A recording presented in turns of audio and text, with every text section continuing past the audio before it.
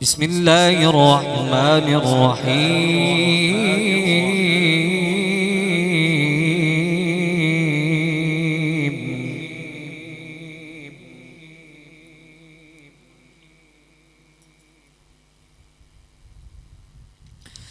الحمد لله رب العالمين الرحمن الرحيم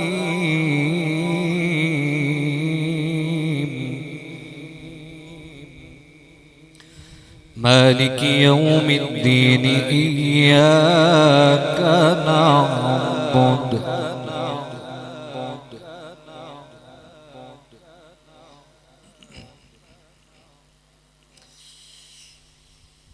الحمد لله رب العالمين الرحمن الرحيم مالك يوم الدين إياك نعبد وإياك نستعين اهدنا المستقيم صراط الذين أنعمت عليهم غير المغضوب عليهم ولا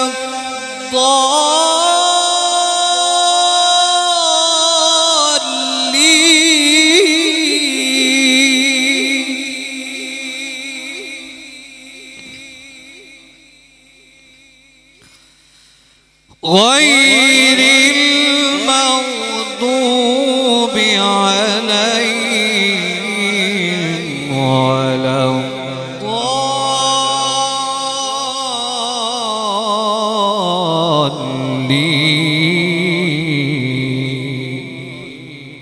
صدق الله العلي العظيم. نعرہ رسالت، نعرہ حیدری، نعرہ حیدری، نعرہ حیدری، نعرہ رسالت. حضرت قبلہ ڈاکٹر خادم حسین خورشید الازہری صاحب زندہ باد. ماشاء اللہ. کوئی گل باقی رہے گا نہ چمن رہ جائے گا. کوئی گل باقی رہے گا نہ چمن رہ جائے گا. بس رسول اللہ کا دین حسن رہ جائے گا. بس رسول اللہ کا دین حسن رہ جائے گا. ارے اطلسو کم خواب کی پوشاک پہ نازان ہو. اطلسو کم خواب کی پوشاک پہ نازان ہو. اس تنے بے جان پر خالی کفن رہ جائے گا. اس تنے بے جان پر خالی کفن رہ جائے گا. اور جو پڑے گا صاحب لولاک کے اوپر درود،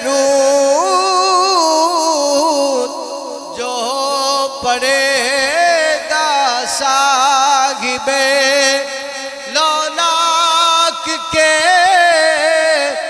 پر درود آگ سے محفوظ اس کا تن بدن رہ جائے گا آگ سے محفوظ اس کا تن بدن رہ جائے گا ماشاءاللہ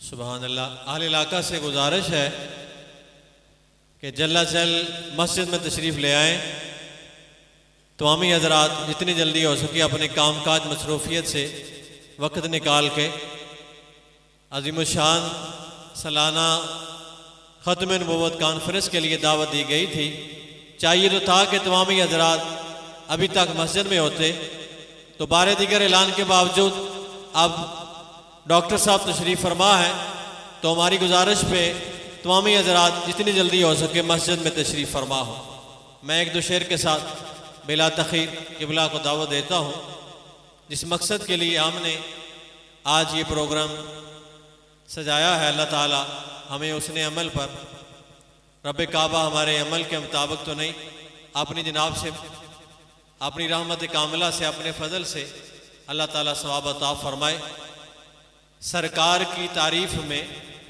قرآن کے پارے سرکار کی تعریف میں قرآن کے پارے سرکار کی تعریف میں قرآن کے پارے وہ رسول امی ہیں وہ آخری رسول ہیں وہ رسول امی ہیں وہ خاتم النبیین ہیں یہ قرآن پکارے وہ خاتم النبیین ہیں یہ قرآن پکارے اور پھر بڑا ایک اہم شعر جو اس بات کی عکاسی کرتا ہے کہ تو ایسا رسول ہے کہ رسالت ختم تجھ پر رسالت ختم تجھ پر نبوت ختم تجھ پر تیرا دین عرفہ والا شریعت ختم تجھ پر تیرا دین عرفہ والا شریعت ختم تجھ پر اور اسی بات کے لیے میں اب دعوت سخن دینے جا رہا ہوں حضرت علامہ خورشید ملت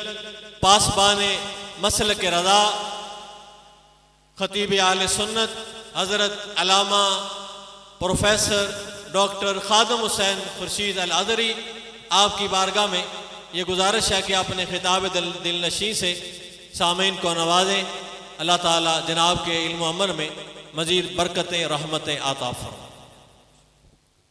والصلاة والسلام على اشرف الانبیاء والمرسلین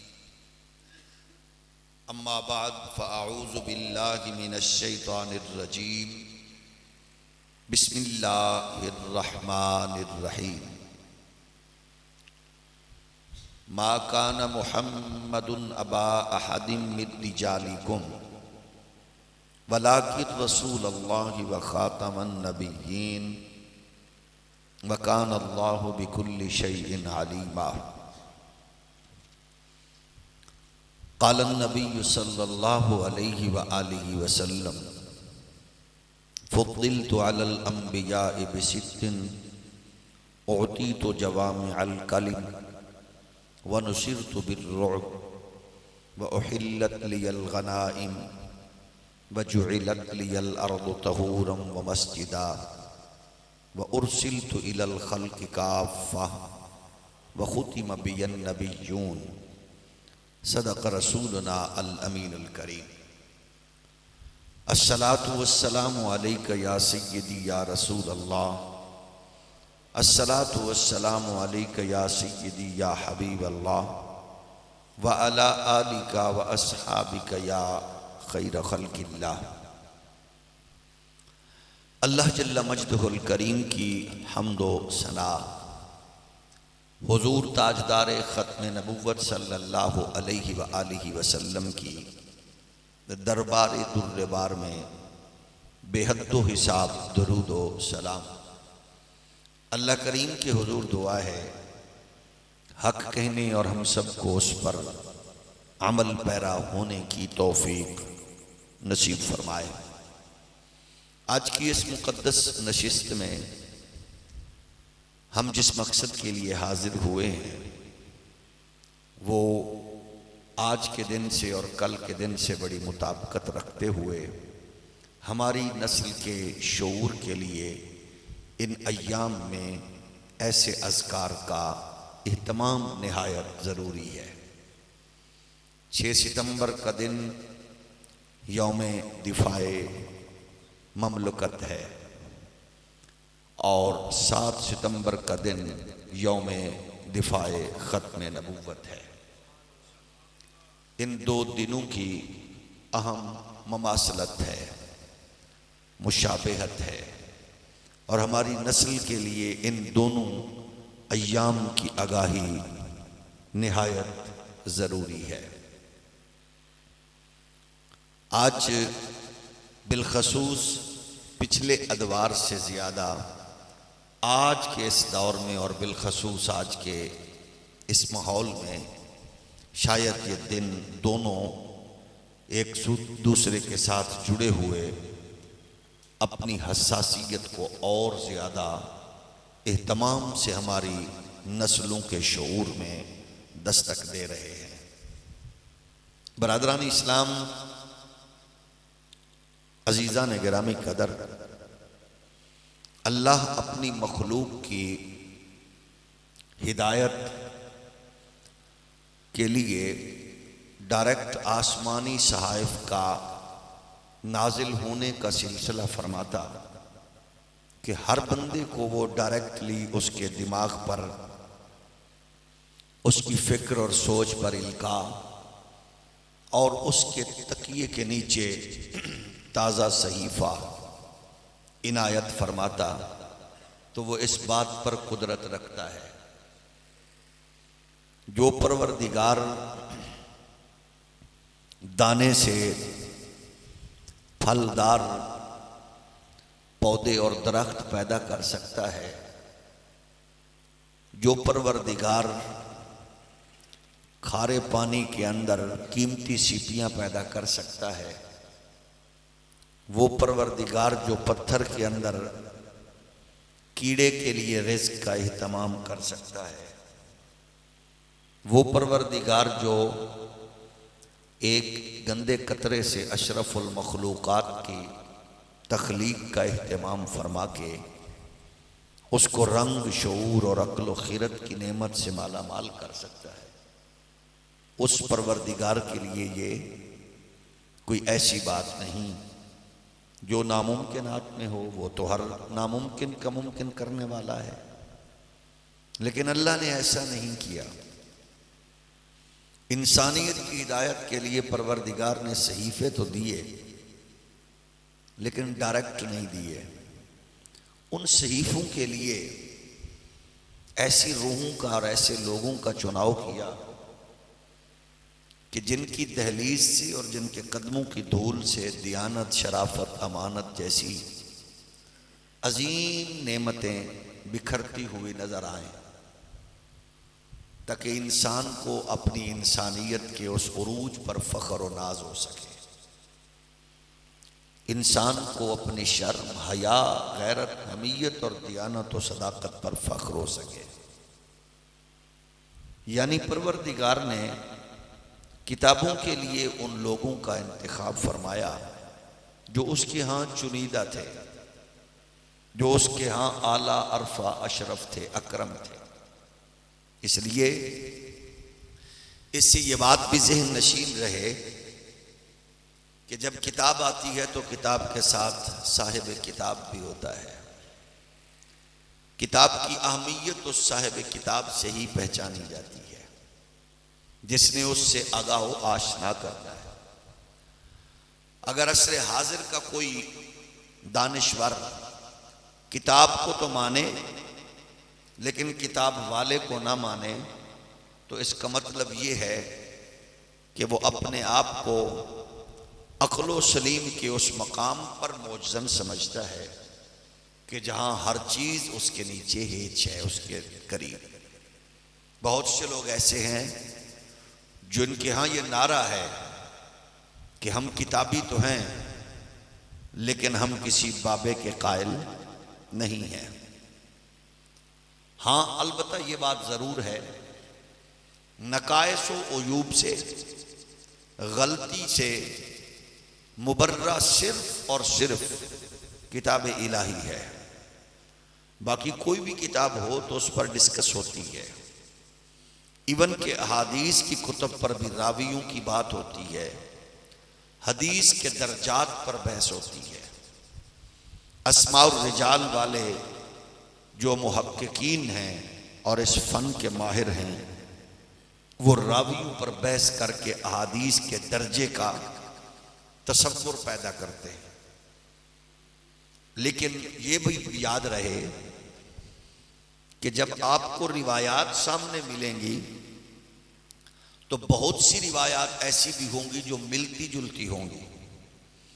کسی ایک روایت پر چند کو سینکڑوں احادیث کو سامنے رکھ کے کسی ایک حدیث شریف پر کسی فکر کو واضح کرنا، یہ ہر فرد کا کام نہیں ہے جو فصاحت، بلاغت میں، سلاست میں بڑا نام رکھتا ہو۔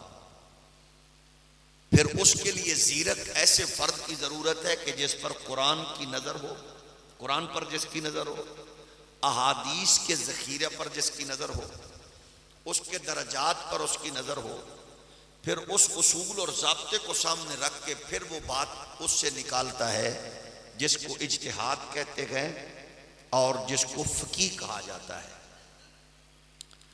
پھر یہ اجتہاد والے جو ہوتے ہیں یہ ہر فرد نہیں ہوتا کہ آپ بھی اور میں بھی اور سارے اس پہ نظر رکھنے والے بن جائیں، تو یہ ایک الگ موضوع اور بحث ہو جائے گی جس میں آپ کو الجھانا مناسب نہیں ہے۔ صرف اشارہ عرض کرنا ضروری تھا کہ جب آپ یوٹیوب پر کسی کی تحقیق کو، سوشل میڈیا پر کسی کی تحقیق کو سماعت فرمائیں اور وہ کسی ایک حدیث پر کوئی سوال کھڑا کرنے کی کوشش کرے تو گھبرایا نہ کریں، اس کے جوابات نئے نہیں، پرانے بزرگوں نے دیے ہیں۔ ہاں البتہ اب میڈیا کا دور ہے، اس کا انداز یہ آسان ہو گیا کہ اسلام پر، احادیث پر اور فقہ پر یہودیوں کے، عیسائیوں کے، بدمذہبوں کے، ملحدوں کے اور منکرین حدیث کے اعتراضات اب اگر کوئی یکجا کر کے کوئی ڈیڑھ دو مرلے کے کمرے میں کوئی کیمرے کے سامنے بیٹھ کر ان کی انجینئرنگ کرے یا ان کو پیش کر کے کنفیوز کرے تو یہ اس کے دماغ کا کمال نہیں ہے، کیونکہ وہ ذخیرہ آلریڈی موجود ہے کہ ان پر بحث موجود ہے۔ ہاں اس کا یہ ہے کہ البتہ جو کام اس سے پہلے ہوا، دیوبند نے بریلی پر اعتراضات کیے، بریلی والوں نے دیوبند والے پہ اعتراضات کیے، اہل حدیثوں نے دوسرے پر اعتراض کیا، وہ سارے اکٹھے کر لیے گئے اور وہ اپنے انداز پہ داغنے لگے تو سب کو اپنی اپنی فکر پڑ گئی، حالانکہ کوئی کمال ان کا نہیں ہے۔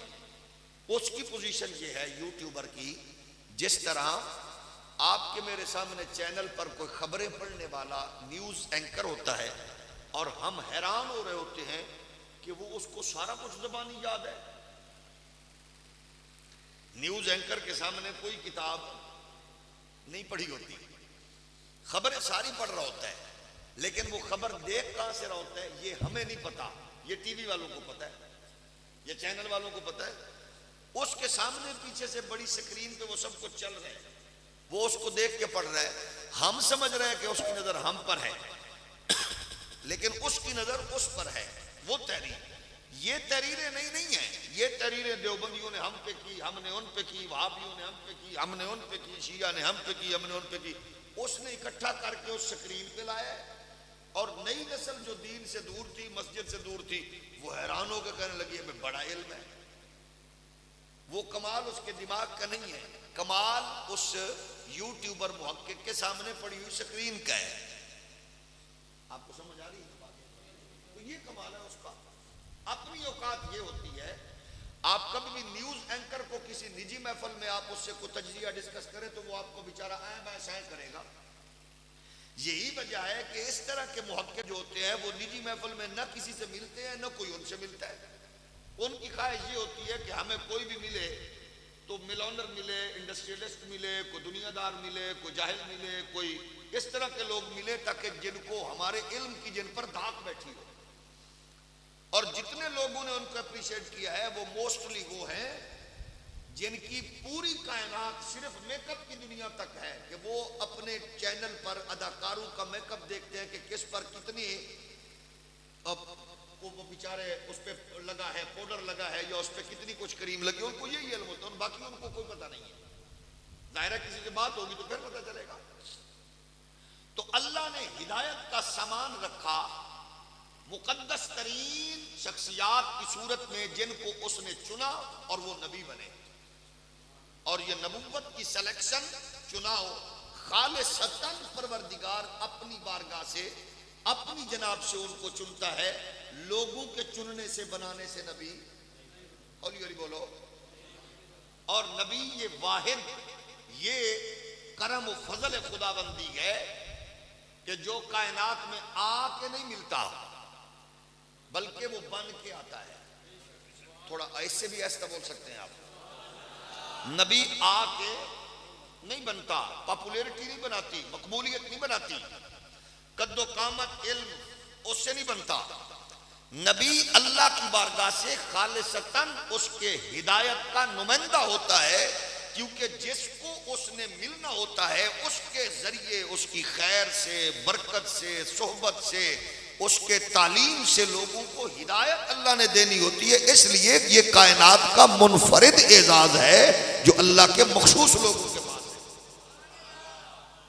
پھر ان کے لیے کوئی چیزیں ایسی ہے جو پروردگار کے ہاں ان کو اللہ نے نوازا ہے, بے شمار عظمتیں ہیں کہ ان کے خاندان جیسا بھی کوئی نہیں ہوتا, ان کی فیملی بیک گراؤنڈ بھی ایسا کسی کا نہیں ہوتا, حسن و جمال میں بھی ایسا کوئی نہیں ہوتا, علم میں بھی ویسا کوئی نہیں ہوتا, اور زہد و تقوی میں بھی ان جیسا کوئی نہیں ہوتا.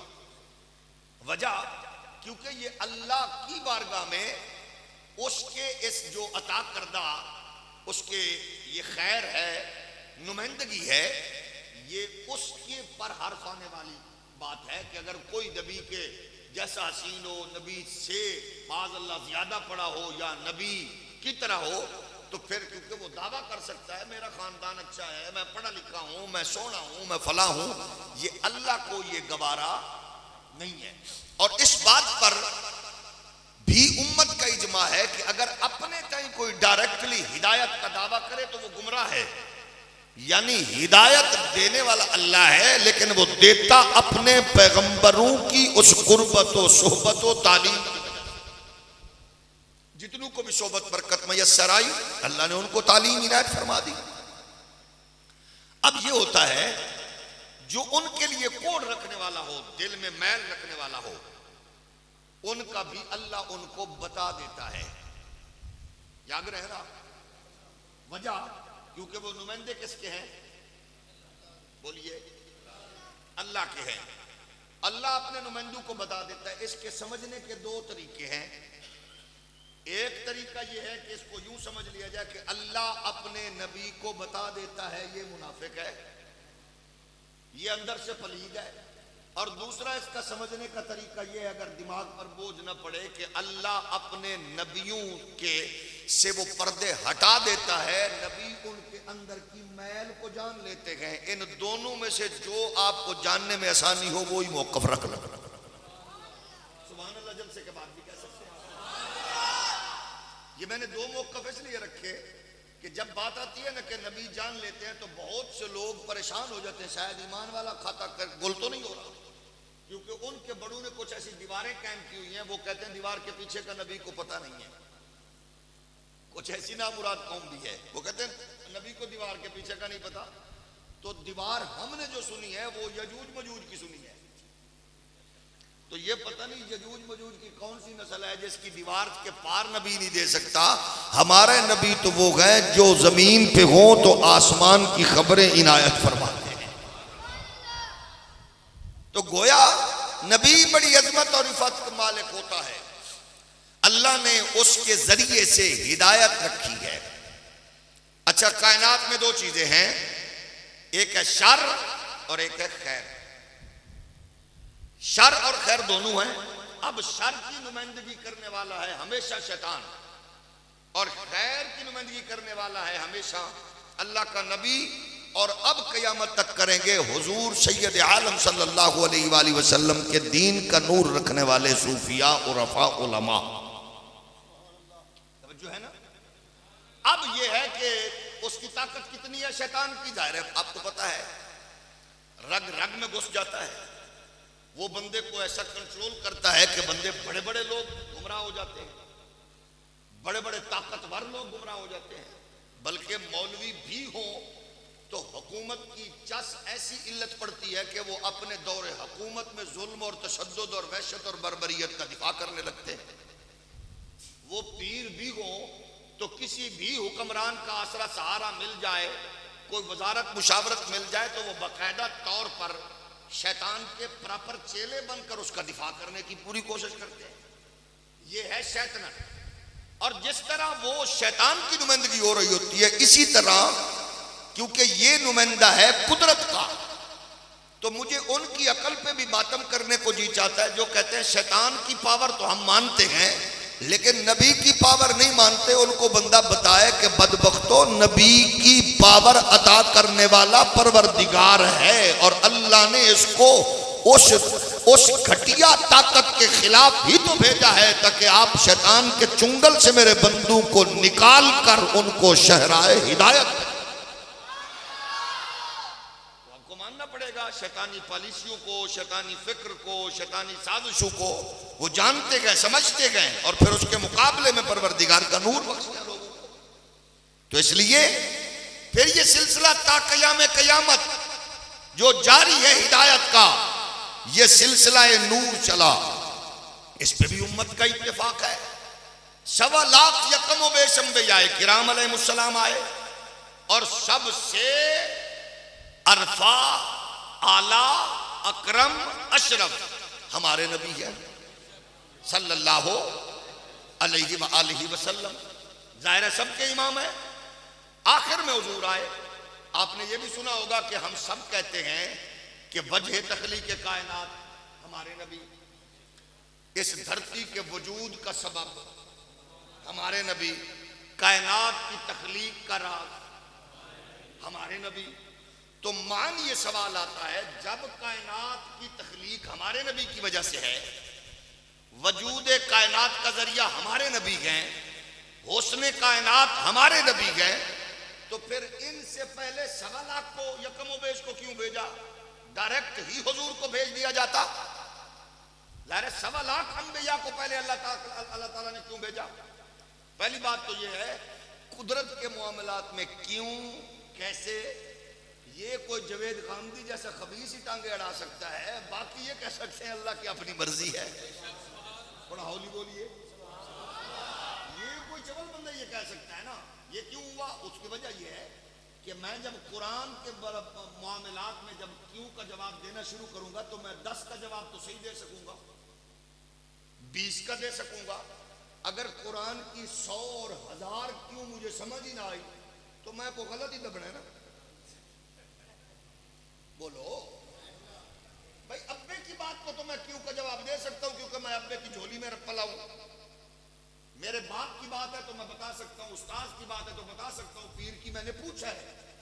اور بھائی قرآن کی بات کے کیوں کا جواب 10 20 100 آپ ٹھیک دے دیں گے، ہر کیوں کا جواب دینے کی آپ کوشش کریں گے مارے جائیں گے. اس کی وجہ یہ ہے کہ عربی کے ایک ایک حرف کے، ایک ایک کلمے کے کئی معنی اور مفہوم نکلتے ہیں. آپ جب کیوں کے معاملے میں جائیں گے تو قرآن تو ایک سمندر ہے. بولیے نا. اچھا پھر اوپر سے آپ کی میری زبان ہے ہی سب سے غریب زبان اردو ہے. ہماری دنیا کی سب سے ماڑی زبان ہے لشکری، یعنی ہماری اپنی زبان نہیں ہے. اس زبان میں فارسی ہے، اس زبان میں ہندی ہے، اس زبان میں سرائکی ہے، اس زبان میں پنجابی ہے، اس میں بلوچی ہے. وہ ساری زبانوں کا یہ مجموعہ ہے. تو جو بیچاری زبان خود ہے ہی مجموعہ، تو اس میں آپ کتنی چیزوں کو بیان کریں گے؟ بہت سی چیزیں تو ایسی ہیں جو آپ کو بیان کریں گے تو مارے جائیں گے. قرآن کے اس مفہوم کو یوں بیان کریں گے اس کے عین مطابق تو آپ پکڑے جائیں گے. اس پہ پھر آپ کوشش کریں گے کہ میں علم بھی سامنے رکھوں اور ادب بھی سامنے رکھوں، مارا نہ جاؤں کہیں. اس پہ پھر آپ نے کوشش کرنا ہے کہ یہ الفاظ اس معاشرے میں کس حوالے سے استعمال ہوتے ہیں، اور کیا یہ میں الفاظ رب کی اس منشا اور مرضی کے مطابق پیش کروں، کیونکہ میری تو زبان ہے ہی پڑی پڑی ہوئی۔ اس کے لیے پھر آپ کو محتاط عالم کی ضرورت ہے، بر صغیر میں جس کا نام ہے احمد رضا۔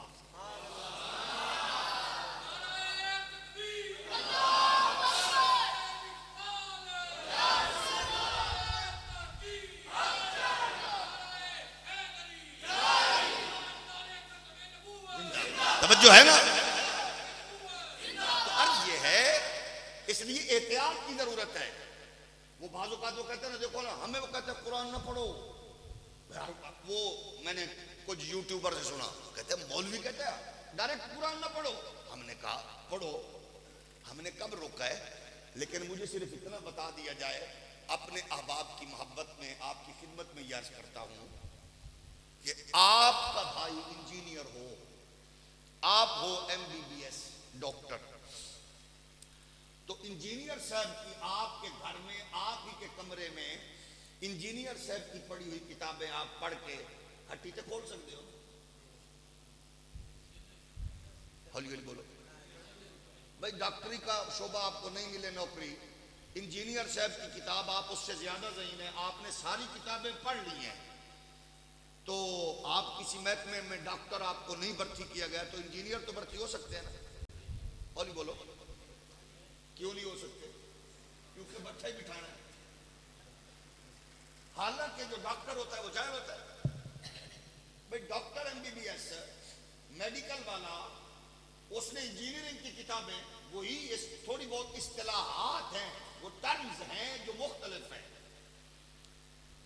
ٹرمز ہیں۔ میڈیکل میں اصطلاحات اور ہوں گی، آپ کی سول انجینئرنگ میں، کیمیکل انجینئرنگ میں، آپ کی باقی شعبے میں اس کی اصطلاحات الگ ہوگی۔ کتاب حالانکہ وہ بھی انگریزی میں، وہ بھی ہولی ہولی بولو، دونوں انگریزی میں آپ نے پڑھ لی، تو حالانکہ آپ نے پوری کتاب پڑھی ہے، ڈاکٹر صاحب نے امتحان دے کے چھوڑ دیے، آپ اس کو 10 سال تک پڑھ رہے ہیں انجینئر صاحب کی کتابیں، لیکن آپ انجینئرنگ کے شعبے سے وابستہ نہیں ہو سکتے، کیونکہ آپ کو کوئی استاذ نہیں ملا جس نے آپ کے اس موقف کو اور آپ کی اس فکر کو کلیئر نہیں کیا، کنسپٹ کو۔ وہ ان اصطلاحات میں آپ گھومیں گے، پریشان رہیں گے۔ اسی طرح فقہی اصطلاحات ہیں، تفسیری اصطلاحات ہیں، تو ہم کہتے ہیں پڑھو، لیکن اس کی وجہ یہ ہے کہ آپ کو کوئی ایسا تو ملے نا جو آپ ان کی اصطلاحات کے بارے میں غور و خوض کریں، ورنہ کنفیوز رہیں گے۔ آپ بھی کنفیوز ہوں گے، دوسرا بھی کنفیوز ہوگا۔ ڈاکٹر کنفیوز نہیں ہوگا کیونکہ وہ استاذ اساتذہ کے سسٹم سے گزرا ہے۔ میں آپریشن کرنے کے گولی دینی ہے، میں چیرنے کے پھاڑنا ہے، میں کٹنے کے انہوں جناب والا ٹوپے انہوں ٹانکے لانے، کنفیوز نہیں ہوگا۔ جس نے میڈیکل کی صرف کتابیں پڑھی ہے وہ کنفیوز ہوگا، جو اس سسٹم سے پریکٹیکلی گزرا ہے وہ کنفیوز نہیں ہوگا۔ ہم یہ کہتے ہیں جس کا جو شعبہ ہے اس میں وہ کمال مہارت تامہ رکھتا کرے، لیکن اسلام کو اتنا لاوارث نہ سمجھے مذہبی لٹریچر کو کہ جب اس کا جی چاہے اس میں وہ کرے، جس کا خود اپنا کنسپٹ کلیئر نہیں ہے وہ دوسروں کا خراب کرے گا۔ تو اب کائنات عالم میں انبیاء کرام علیہ السلام جلوہ گر ہوئے 1.25 لاکھ یکم و بیش پہلے، تو حضور کو بعد میں بھیجا گیا۔ ہم اپنی ناقص عقل کے اور کم علم کا تصور کرتے ہوئے، کم علمی کا احساس کرتے ہوئے عرض کرتے ہیں، وجہ یہ ہے کہ جب کائنات میں کوئی بھی بزم سجائی جاتی ہے، جس کے لیے سجائی جائے، اگر وہی سب سے پہلے آ جائے تو پھر پہلے آنے والے سے لے کر آخر تک آنے والے سے وہ یہی کہے گا تو سب میرے واسطے آئے ہو۔ جو ہے نا بھائی، آپ یہ دیکھ لیں، آپ کے شیخ تشریف لائے ہمارے اس مرکز میں، آپ کے استاد صاحب تشریف لائے ہیں، ہماری بزم کے صدر کو ان کا یہاں خصوصی خطاب ہو، اور وہ پہلے سے آ کر رہ جائے، اوپر سے مسجد والا خادم آئے، حضور آپ تشریف لائے ہو، آپ کا تعارف تینوں نہیں پتا، میرے واسطے تو آئے۔ سپیکر والا آئے، جناب آپ، اور تو سپیکر میرے لے کے رہ گیا ہے، دوسرے کو تیسرے کو آنے والے ہر ایک کو بتائے تے دسو او دی شیا نشان ہے؟ ہولی ہولی بولو، اس کی شیا نشان ہے؟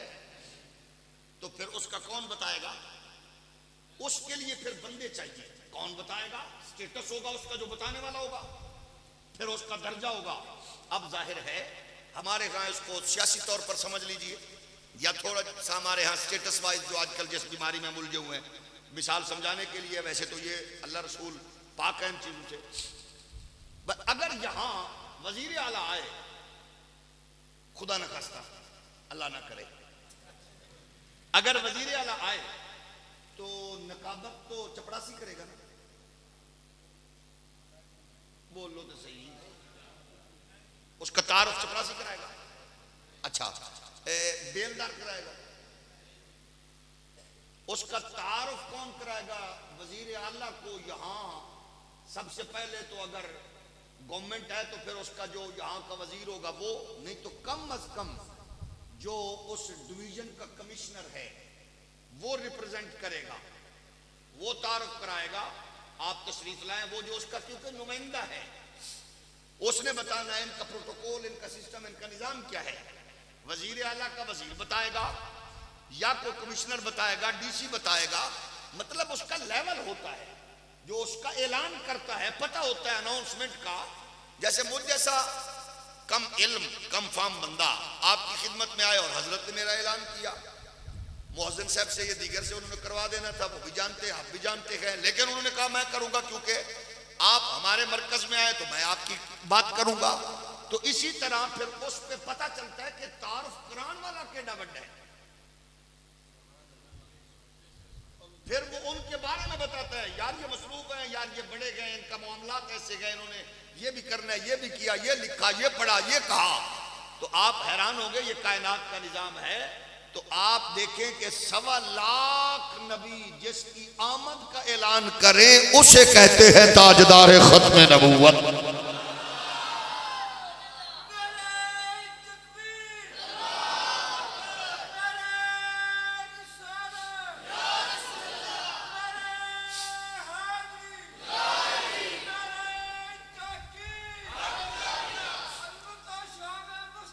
اچھا اگر وہ چپ کر کے کوئی آ جائے, آ کے پوری تقریر کرے, تقریر کر کے پھر آرام سے چلا جائے, تو سارے بندے ایک دوسرے نے پوچھیں گے پہلے تے دسو تقریر تے بڑی چنگی سی, بندہ کون سی؟ یہ بھی شایع نشان نہیں ہے. ہولی ہولی بولو, شایع نشان یہ بھی نہیں ہے. تو آپ بتائیں, یا پھر اس کے آنے کے تشریف لانے کے بعد جو ماحول بنے اس ماحول کا کوئی تذکرہ نہ کرے, یہ بھی چول پانے.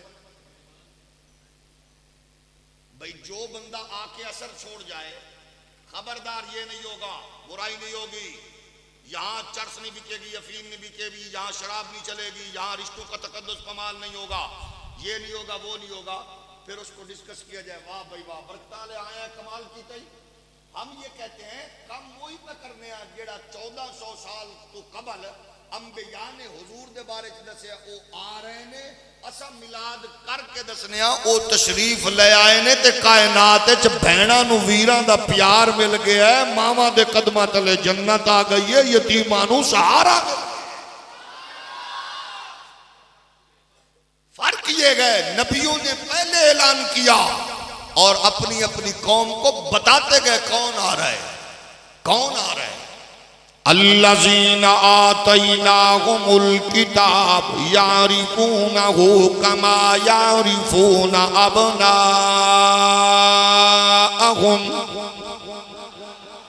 اپنے لوگوں کو بتایا, حضور کی آمد کی طلائیں دی, کملی والے کی جلوہ گری کا بتایا. بلکہ عالم یہ تھا کہ لوگوں نے اتنا بتایا جتنا اتنا جانتی تھی قومیں, جیسے مائیں بچوں کو, بچے والدین کو. مطلب یہ گئے کہ سارے نبی حضور کا حسن بتاتے رہے, علم بتاتے رہے, زہد و تقوی بتاتے رہے, عظمت و کمال بتاتے رہے. اور پہلی باتیں پہلی قومیں جانتی رہی.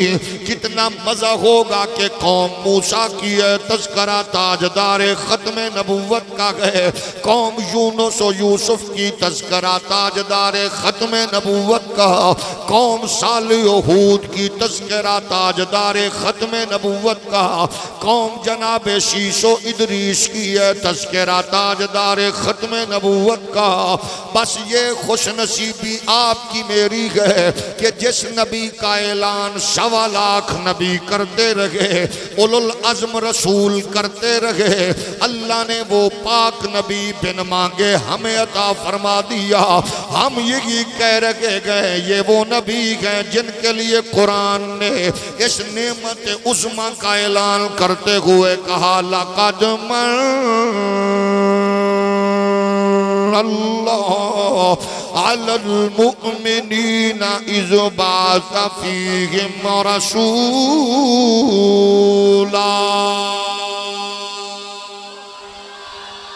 شرق و غرب میں تذکرہ جاری رہا, شمال و جنوب میں ہر برادری قبیلہ زبان قوم نبیوں کی امتوں میں حضور کا تذکرہ ہوتا رہا. اللہ نے کائنات میں نبیوں کی امامت کا صحرا دے کے رسولوں کی عظمتوں کا تاج نبی کے سر پہ سجا کے اللہ نے وہ نبی ہمیں عطا فرما دیا. ہم یہی کہہ رہے گئے او حبیب خدا سرور انبیاء جس دا صدیاں تسی انتظار آ گیا.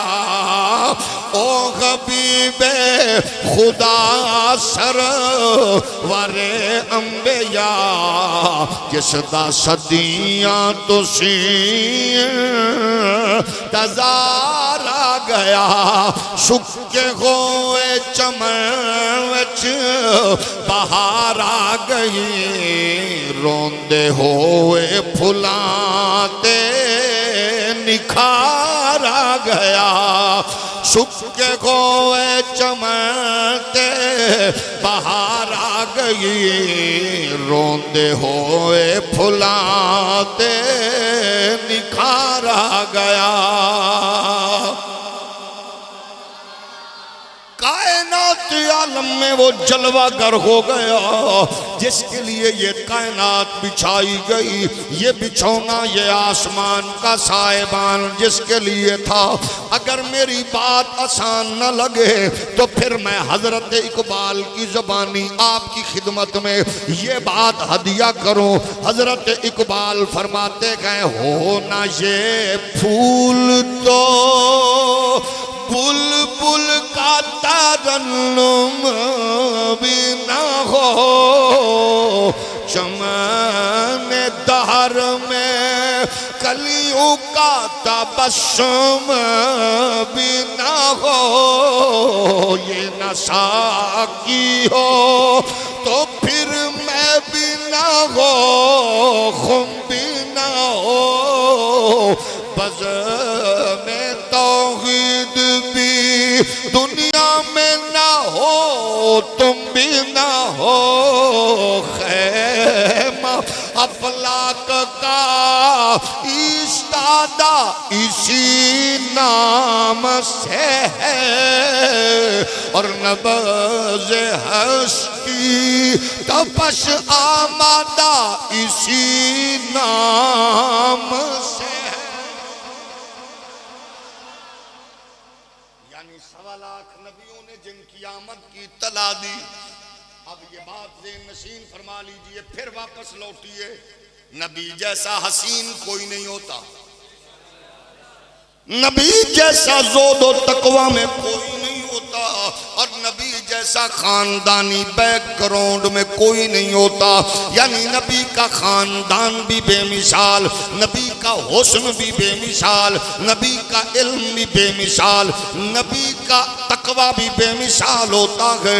تو سب نبیوں کا یہی عالم ہے, لیکن آپ کے میرے نبی وہ ہیں جو صرف نبی نہیں بلکہ سب نبیوں کے امام و مقتدا ہیں.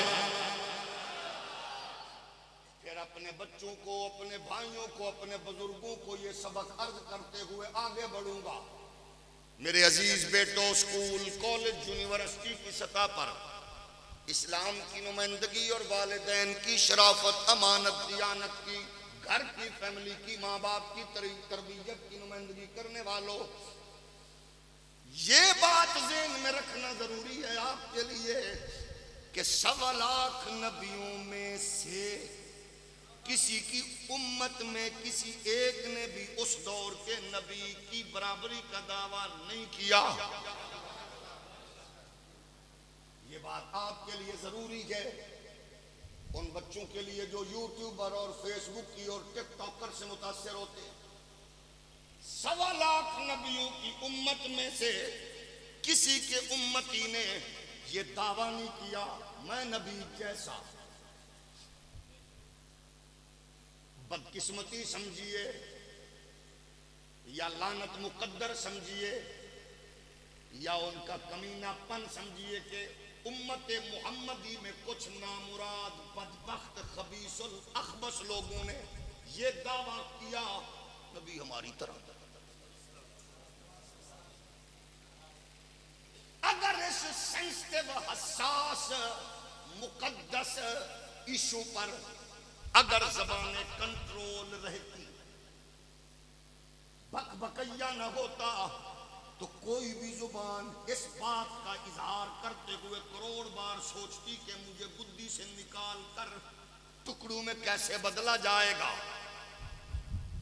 چھوٹا مسئلہ نہیں ہے، لیکن انگریز کی تشریف آوری ہوئی بر صغیر پاک و ہند میں، انگریز نے اپنے مطلب کے مفہوم اور معنی تراشنے کے لیے کچھ ایسے لوگ پیدا کیے جن کے پیچھے ایک بڑی لاجک تھی، اسلام کو کمزور کیسے کرنا ہے۔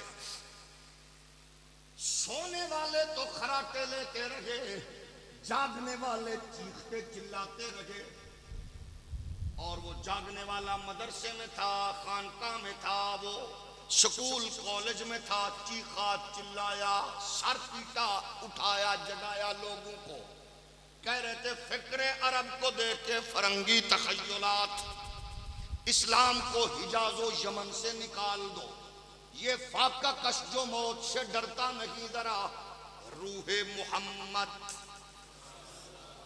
اس کے بدن سے نکال دو۔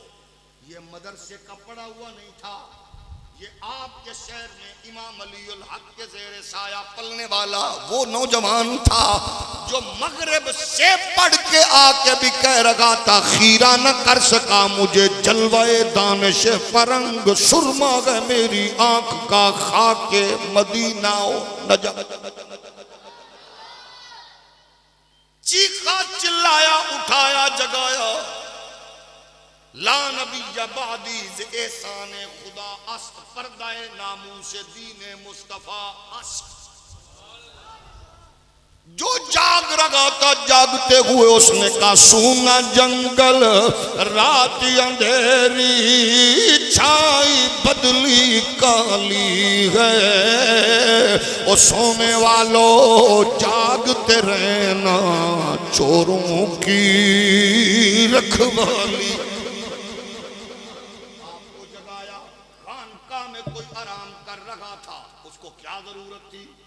جس کے ہاتھ چومنے والوں کی تعداد لاکھوں میں ہو، اور وہ پوترا بھی عبد القادر جیلانی دا ہوئے،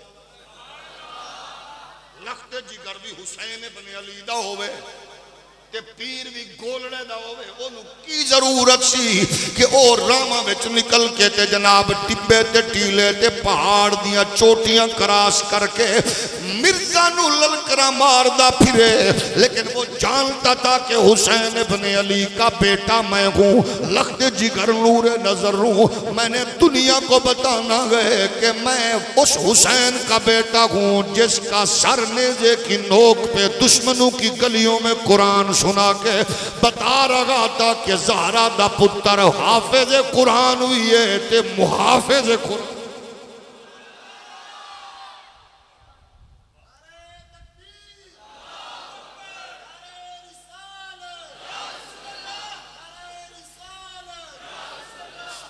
یہ ضروری تھا اور حق ادا کیا۔ انگریز نے ایک فکر پیدا کی. اچھا آج کے دور میں پھر وہی آ رہی, ماڈرن دور بدلتا ہے نا, بدلتے ہیں. تو کبھی کسی دور میں ڈاکٹر ذاکر نائک صاحب کہہ رہے تھے نبوت پہ ڈسکس ہو سکتی ہے. جاوید غامدی صاحب کہتے ہیں نبوت پہ ڈسکس ہو سکتی ہے. وہ یوٹیوبر کہتے ہیں نبوت پہ ڈسکس ہو سکتی ہے. وہ کہتے ہیں اس پہ ڈسکشن ہو سکتی ہے. ہم نے کہا اللہ کے بندو, اگر ڈسکشن ہو سکتی ہے تو پھر لا ترفعوا اصواتکم, یہ مولویوں کا کلمہ ہے کہ رب کا؟ لا تقولوا رائنا, میرے علی احمد رضا امام علی الحق کی بات ہے, یہ رب کی ہے. اور یہ ایسا روٹ ہے, یہ نو گو ایریا ہے, اس کی طرف آنکھ نہ اٹھنے پائے. بات جب نبوت اور رسالت کی آتی ہے, قرآن کہتا ہے لا تقولوا رائنا. یہ پھر ایسی جناب والا لائن ہے, اس کے لیے اعلان ہوتا ہے کہ یہ ریڈ لائن ہے. ایک ریڈ لائن ہے پی ٹی آئی والوں کی, ایک ہے نون والوں کی, ایک ہے پیپلز پارٹی والوں کی, ایک ہے منہاج القرآن کی, لبیک کی جماعت کی, سیاستدانوں کی, آپ کی میری. لیکن ایک وہ ریڈ لائن ہے جو شیعہ سنی والا معاملہ نہیں ہے, سیاسی مذہبی معاملہ نہیں ہے. یہ ریڈ لائن وہ گئے جو محمد عربی کی میرے رب نے قرآن. عرض یہ کہ نبی کے پیارے غلاموں, یہ ریڈ لائن ہے. اس ریڈ لائن کی حفاظت ہم نے کرنی ہے. اس ریڈ لائن کا تحفظ کرنے کا نام ہے عقیدہ ختم نبوت. یہ ختم نبوت کے لیے اس ریڈ لائن کی تحفظ کرنے والی کے بندوں میں, مخلوق میں, نبی کی امت میں سب سے پہلے محافظ کا نام ہے ابو بکر صدیق. اس کے محافظ کا نام ہے عمر فاروق. اس ریڈ لائن کے محافظ کا نام ہے عثمان غنی, مولا علی, طلحہ, زبیر, بلال, حسان, حسنین, کریمین. اس ریڈ لائن کی حفاظت کرنے والے کا نام ہے خالد بن ولید. اسی ریڈ لائن کی حفاظت میں 1200 مصطفیٰ کے صحابہ نے جانوں کا نذرانہ پیش کیا. 700 علماء حفاظ صحابہ نے نذرانہ جانوں کا پیش کیا. اس ریڈ لائن کا تحفظ کرتے ہوئے کبھی یمامہ کے نام پہ کوئی جنگ سجی ہے, چشم فلک نے یا محمدہ کے نعرے سنے. یہی وہ ریڈ لائن ہے جس کا تحفظ کربلا کے اس شاہ سوار نے مدینہ جیسی اسٹیٹ کو چھوڑا, روضہ رسول جیسی سجادگی کو چھوڑا, بیت اللہ شریف کا متولی شب کو چھوڑا اور میدان میں اترے. یہ وہ ریڈ لائن ہے. یہ سیاسی مسئلہ نہیں ہے, یہ مذہبی جناب پارٹی جماعت کا مسلک کا نہیں ہے. اسی کے تحفظ کے لیے نبی کے لخت جگر نے ہاتھوں پہ علی اصغر کو کٹایا. اسی کے تحفظ کے لیے اکبر کی جوانی لٹی. اسی کے تحفظ کے لیے اونو محمد جیسی کلیاں مسلی گئیں. اسی کے تحفظ کے لیے سیدہ زینب نے آغوزاری کر کے اپنے نانا کے حضور کہا, نانا صلی علیک اللہ و ملک السماء غازہ حسین فی الارا مزمل بالدماء.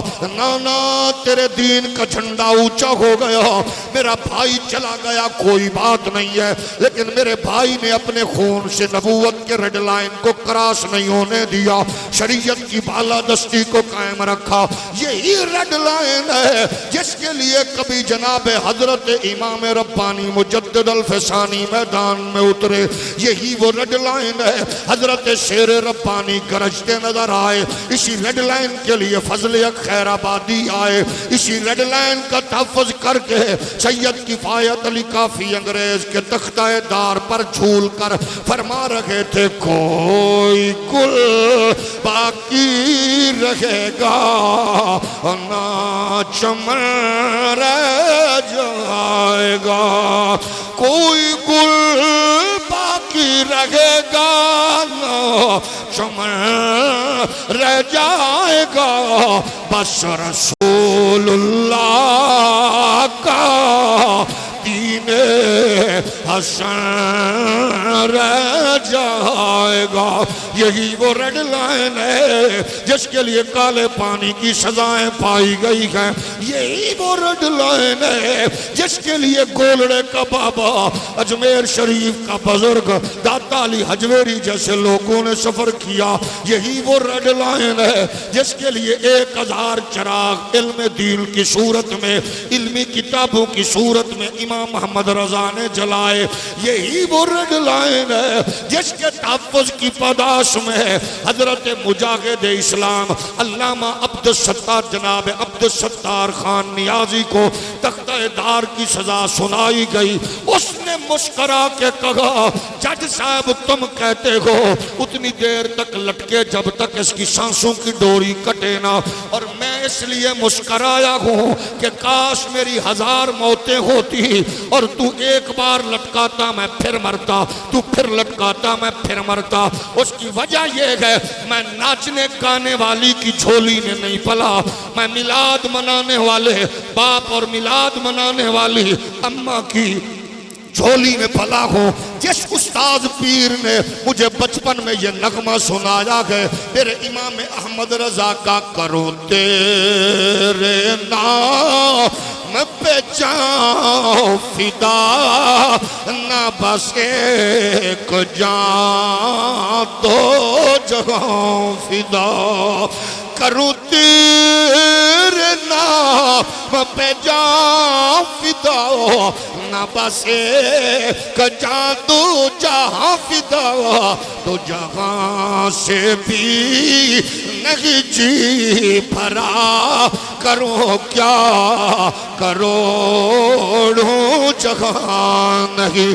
اسی ریڈ لائن کا تحفظ نعیم الدین مراد آبادی ہو یا فضل خیر آبادی ہو، حضرت احمد سعید کاظمی ہو، حضرت محدث اعظم ہو، اسی ریڈ لائن کا تحفظ کرتے ہوئے تمہاری مسجد کا مولوی، خانقاہ کا جناب صوفی، تمہارے مدرسے کا استاد، جب تم نے لچو لفنگو ٹکیٹوں رازنوں کی بجائے جب سوبر لوگوں کو پارلیمنٹ میں بھیجا تھا تو انہوں نے پارلیمنٹ میں 1974 کی اسمبلی میں میرے تیرے قائد امام نورانی کی صورت میں قادیانیت کے تابوت میں کیل ٹھوک کے بتایا تھا کہ کمیشن والے ملا اور ہوں گے، پیٹرول کے پرمٹ پہ بکنے والے اور ہوں گے، ڈیزل کی پرمٹ کی خیرات لینے والے اور ہوں گے، لیکن پارلیمنٹ اپنے وجود کے باقی ہونے تک قیامت تک بتاتی رہے گی یہاں امام احمد رضا کے خلیفہ شاہ عبدالعلیم صدیقی میرٹھی کا بیٹا حافظ القاری علامہ شاہ احمد نورانی آیا تھا جس نے مرزا کی ذریت کو رلایا.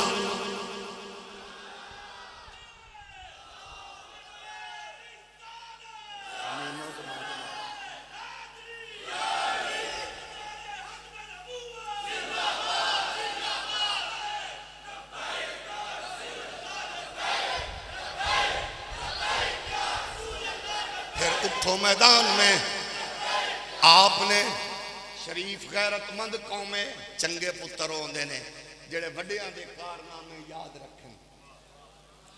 وہ یہ ہے جو کچھ ہم نے کہا اس کا ہمارے بزرگوں نے کیا کہا، وہ یہ ہے ہم آئے یہاں تمہارے لیے اٹھے بھی وہاں تمہارے لیے. جس کو اماں کی لوری یاد ہے وہ پڑھے گا ہم آئے یہاں تمہارے لیے اٹھے بھی وہاں تمہارے لیے. جھوم جھوم کے پڑھو زمین و زمان تمہارے لیے، مکین و مکان تمہارے لیے، چنین و چنا تمہارے لیے، بنے دو جگہ تمہارے لیے. سارے بولو ہم آئے یہاں ہم آئے یہاں تمہارے لیے اٹھے بھی وہاں تمہارے لیے. دہن میں زباں تمہارے بدن میں ہے جان تمہارے لیے چنی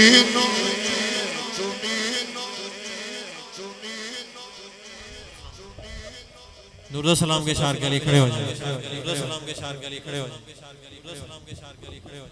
مصطفیٰ جان رحمت پھیلا کو سلام شمع بز میں ہدایت پہ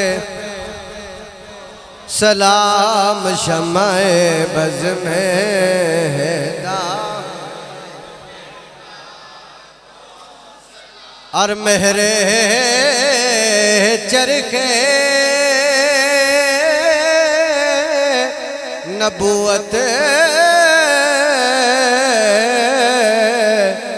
پہ روشن درود میرے چرخے نبوت پہ روشن درود ختم دور رسالت پہ لا سلام مصطفیٰ جان رحمت پہ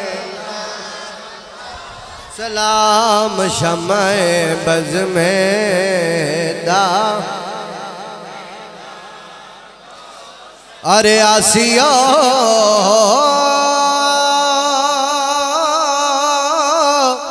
تھام لو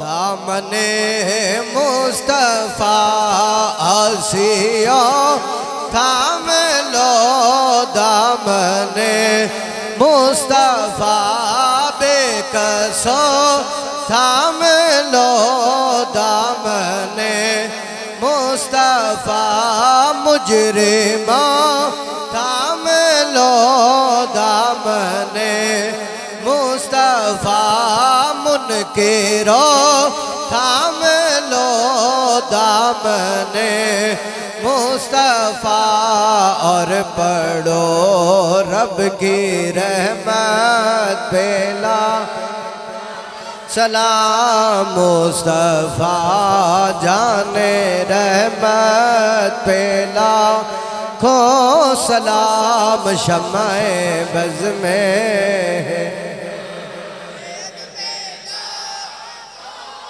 السلام